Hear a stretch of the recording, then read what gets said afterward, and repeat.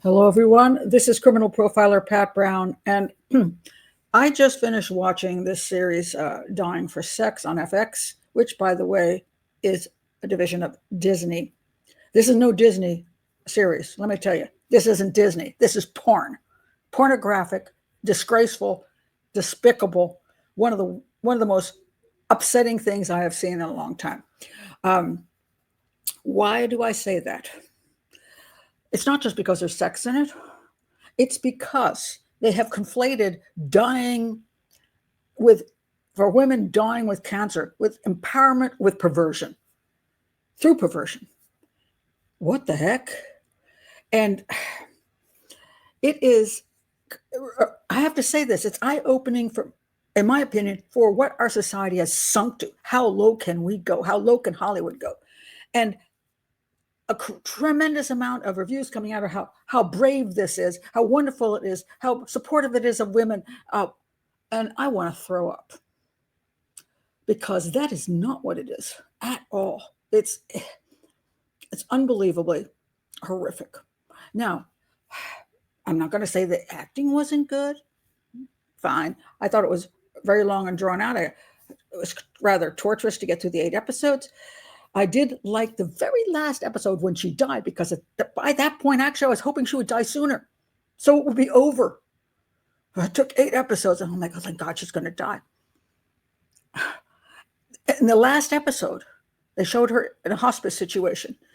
And that was the only part I could even relate to and think was good, because my sister died in the fall of 2024 of ALS. She went through about 3 years of going downhill with ALS and losing any ability, her limbs she lost the ability in her limbs, and she lost the ability to speak, then she lost the ability to breathe, and then she died. It's a horrific, horrific disease. And what she didn't do during the ALS stage was run out and go on Tinder and go find a whole bunch of scuzzy guys to have sex with, just so she could feel alive. That was her thinking.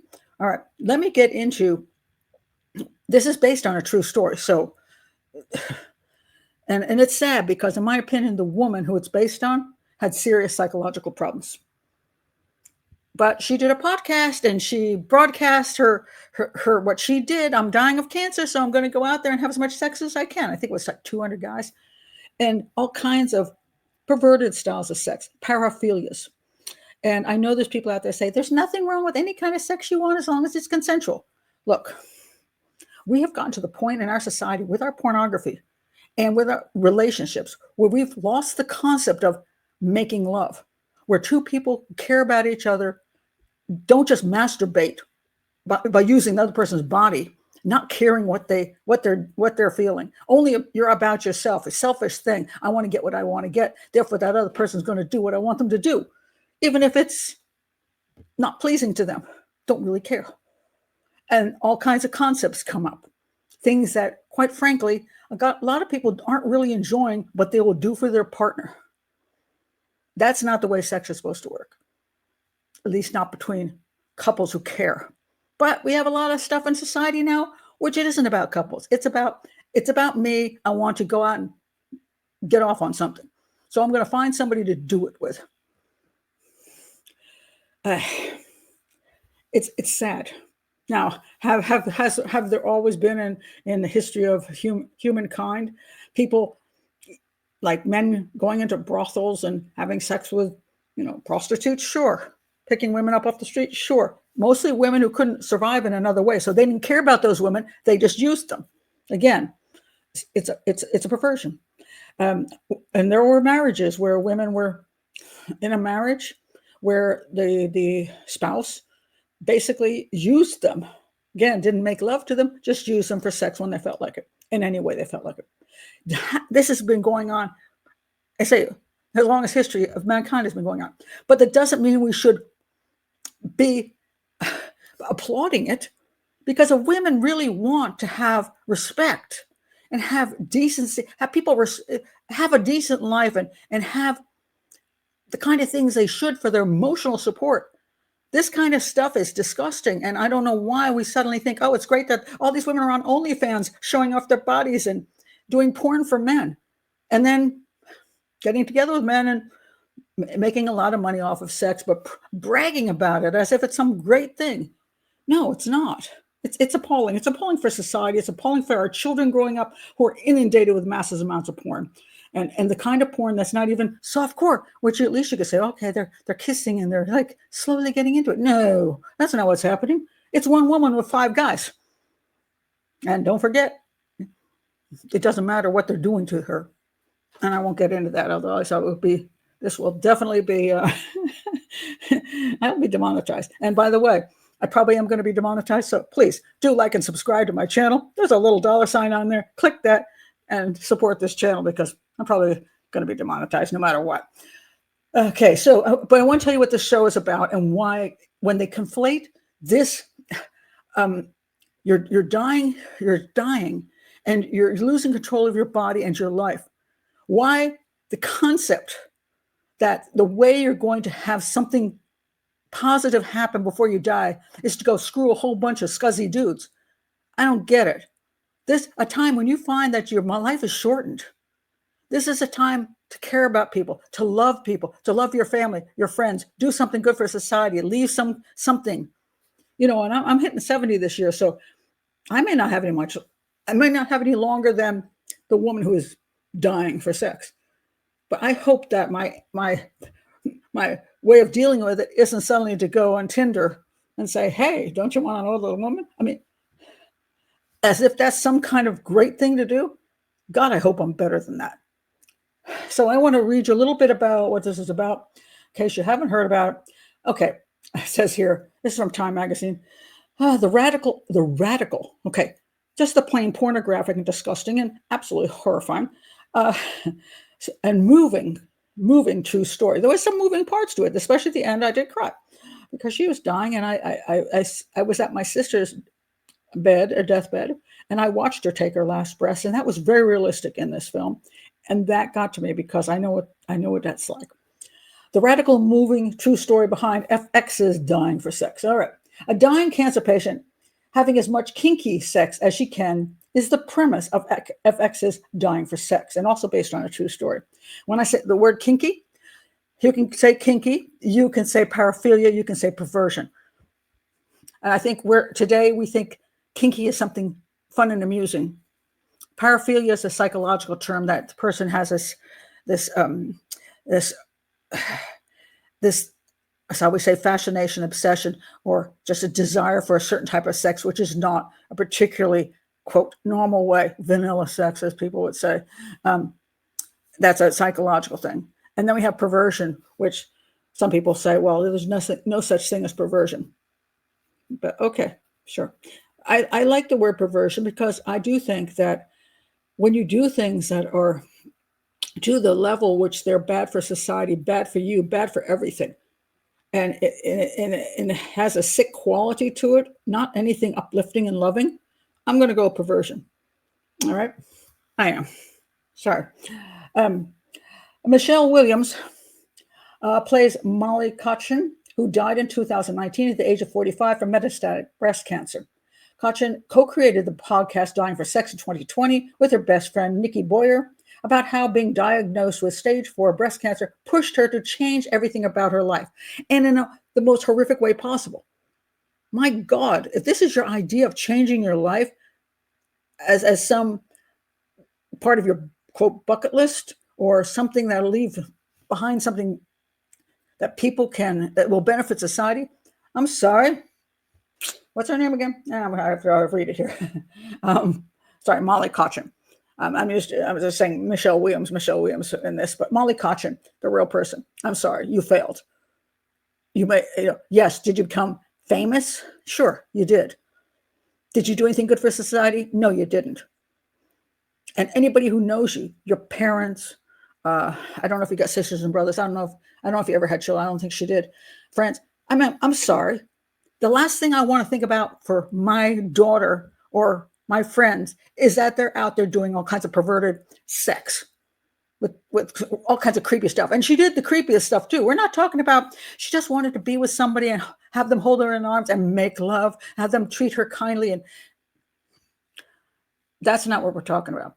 And by the way, I just want to point out, because a lot of women can say this is true. One of the advantages to a concept of a relationship, a loving relationship, is that when you get together, especially when people were younger in the days when they used to get married in 19, 20, 18, whatever, is that you explored sex together, learning along the way. And there was that love and passion between the two of you. And there was a learning curve. And this is what, you wanted to make your partner happy. And so this was the learning curve. But, in the times after that, where people are supposed to be getting engaged and married, where people just started having sex a lot. An awful lot of women can tell you they've had sex with a lot of guys who were terrible in bed. They didn't get anything great out of it. The guy didn't know what he was doing, and he sucked.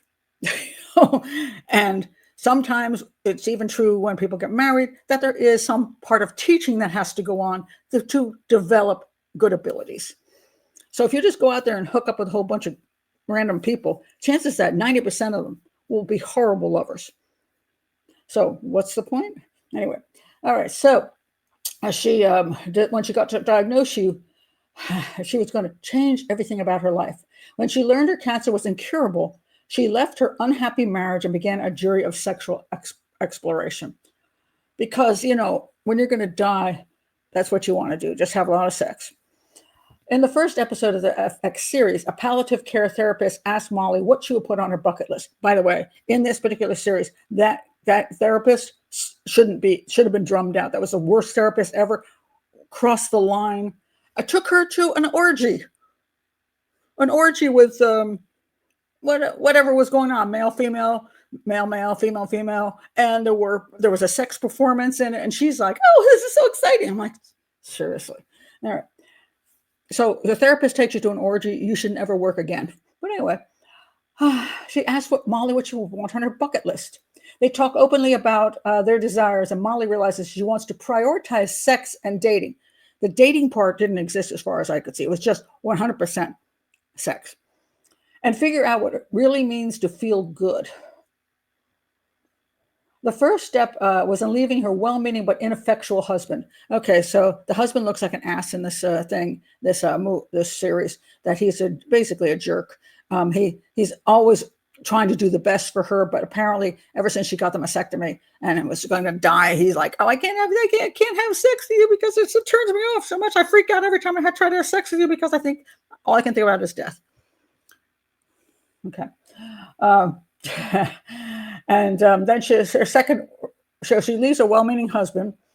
And then the second thing she does is ask her best friend, Nikki, who was in this podcast thing with her, to be her primary caretaker, who agrees without hesitation. Nikki was a trooper in the sense that she was there to the end and did everything for her. In the actual show, in the series, she pretty much is a screw up herself and ends up messing up her relationship with the man she's with and loses her job because of it. So she keeps saying, "Oh, shouldn't do these things because I don't want to ruin your life." But she's ruining her life anyway.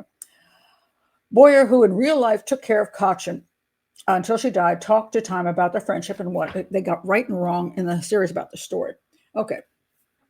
So the one thing she says that in dying for sex, Molly says her husband has not touched her for years due to the trauma of her cancer. She shares with her therapist that she never had an orgasm with another person.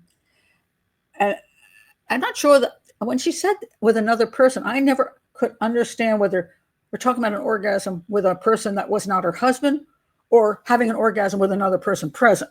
And it looked in the series more like she never had an orgasm with the other person she was having sex with. That was always on her own, And so the whole movie, she's trying desperately to have an orgasm with this other person. Okay, and she's determined to have one before she dies because there's nothing more important before you die than having an orgasm. Boyer says that plot point was a creative liberty, but Kachin did talk on their podcast about falling out of sync sexually with her husband while undergoing treatment and never getting back on the same page when the libido came back. Okay, so This was highly exaggerated in the series, and it made the series kind of stupid. So there you go. All right. She said here, okay, for a long time with sex, and this is why I had a problem in my marriage, I was really, really good at figuring out what other people liked, and then I could simulate that like an actor for them. But I never really knew what I liked. Okay.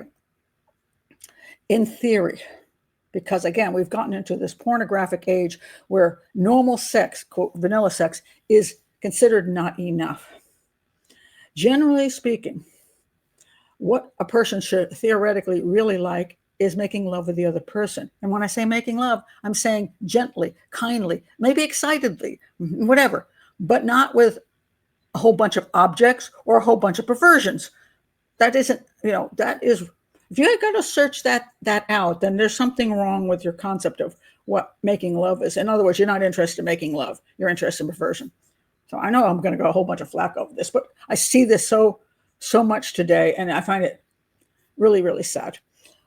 When Molly decided to part ways with her husband, she started hooking up with men she met online. Molly even exchanged sexy pictures with them, including Snapchat. So now she's doing porn. The men who like kinky sex on the show, hold on a second, it just decided to reload on me, the page. Hold on. 1 second, please, while this comes back.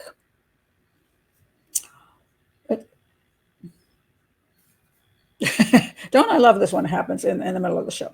Okay, so let me roll down here just a second here. Okay, here we go. All right. So, here we go. Okay, so the men who liked kinky sex on the show are composites representing multiple men with fetishes that the real Molly encountered. So again, she's not looking for love or comfort or whatever. She's looking for fetishes. And in the show, she's involved in a lot of really sick stuff. BDSM. She's a dom. She like steps on guys, and one guy she kicked in the privates, and that was part of the show. She also had a guy that was like a dog, and she's like, sit, do this, do that. I mean, that's not. I'm sorry, you're dying of cancer, and what you want to do is do this to men and have these pitiful slobs, these pitiful, emotionally disturbed men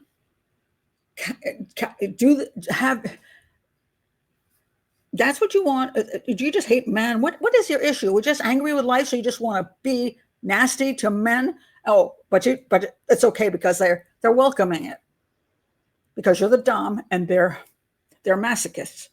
They want to be humiliated, and you're happy to humiliate them. That doesn't make you a good person. That makes you a person with a personality disorder. It's disgusting. And to conflate that with people who are struggling with terminal illnesses makes me want to throw up. All right. So anyway, this is true. So she's hooking up with all these guys. The other thing, she takes this information in the show into therapy groups for cancer patients. And I'm sorry, if I'm in there as a cancer patient, the last thing I want to hear about is your perverted sex life. I think it's disgusting, and you need to go away.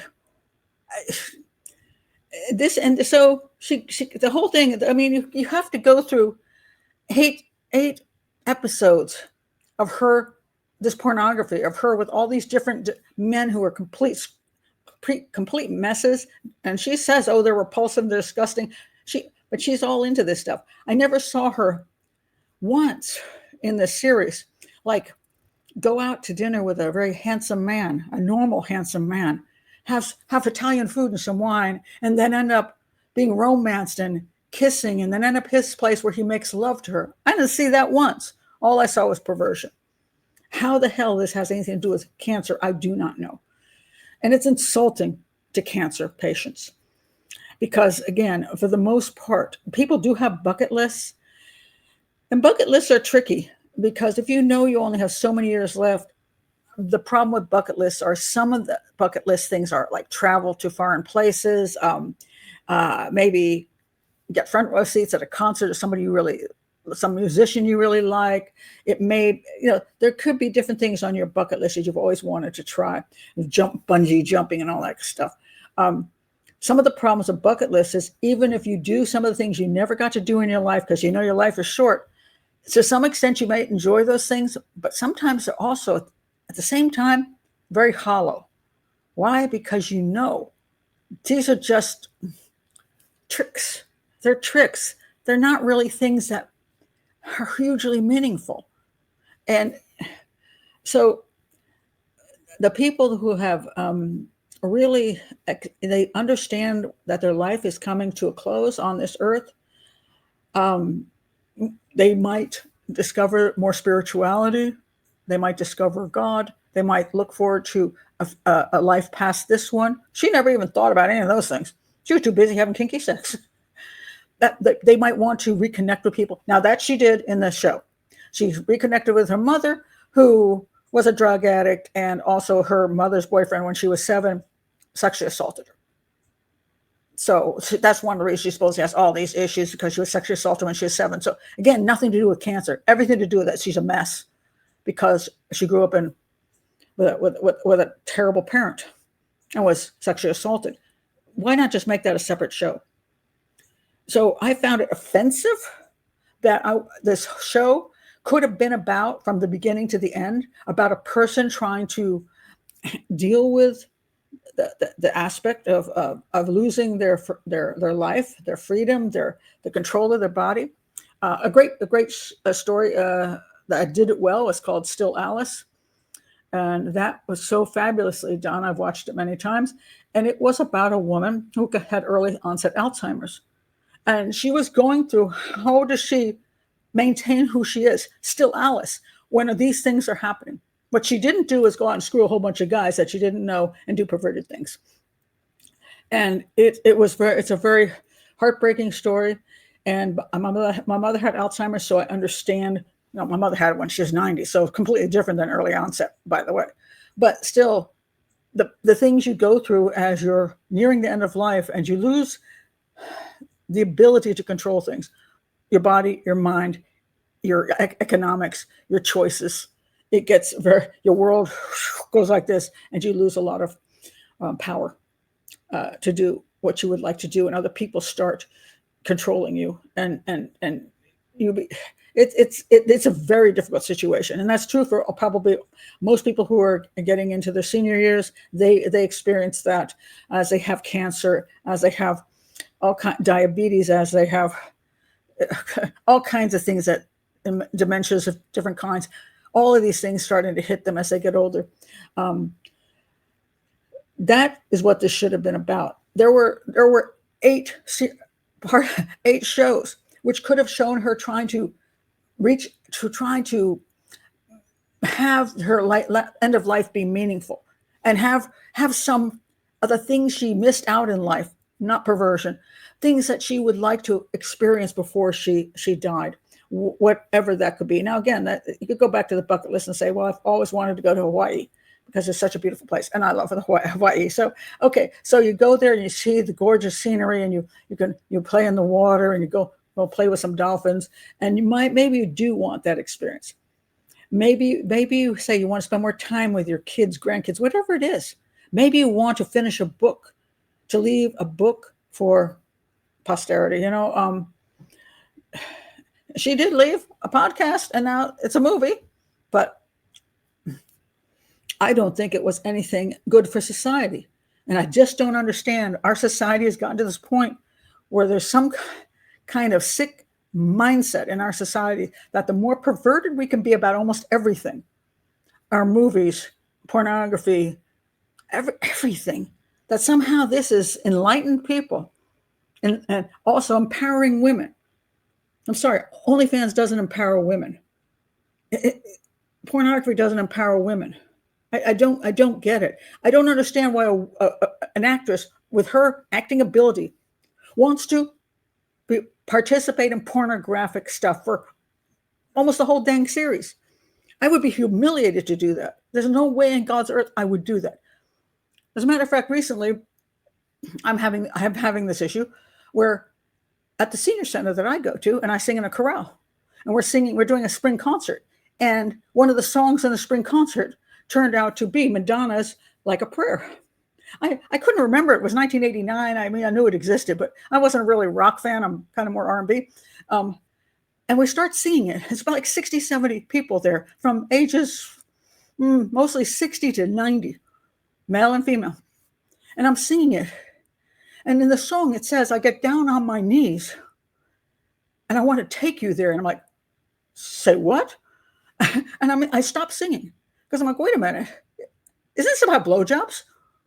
And everybody's singing away. And I'm listening to this. I'm like, I'm listening to 60 to 70 senior citizens all singing about giving blowjobs. I'm like, what in the world?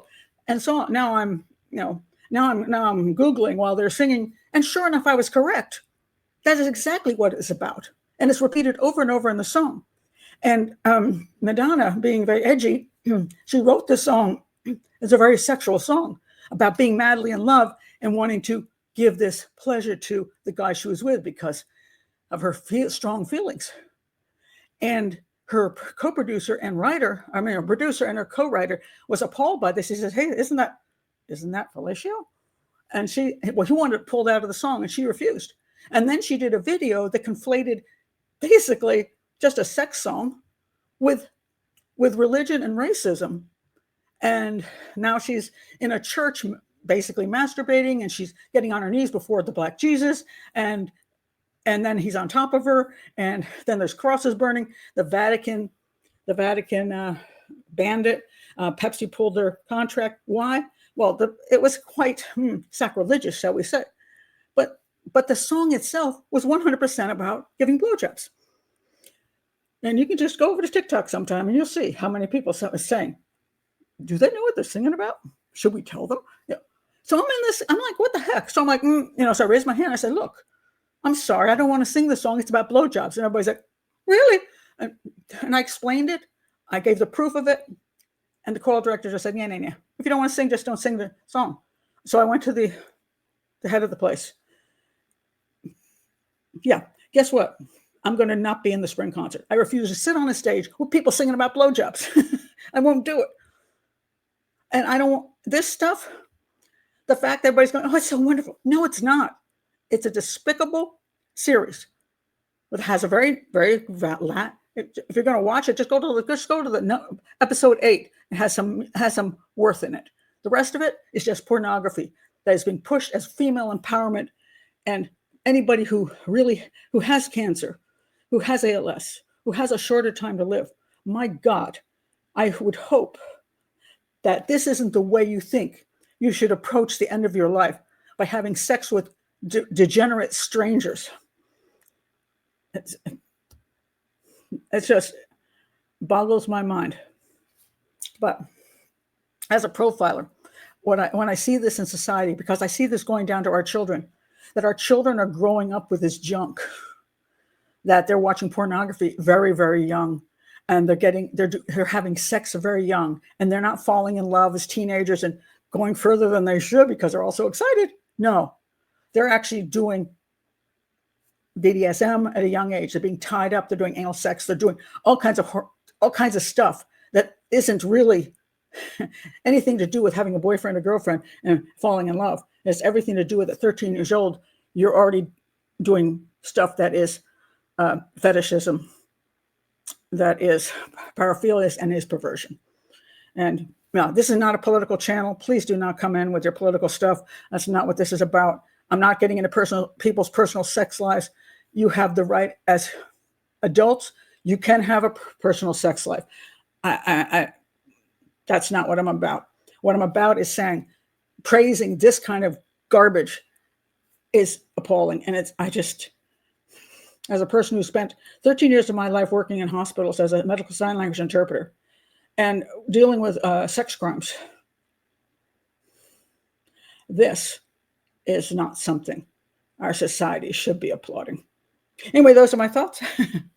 But please do subscribe to the channel. Support it if you can, because we'll see whether I get demonetized. Probably I will.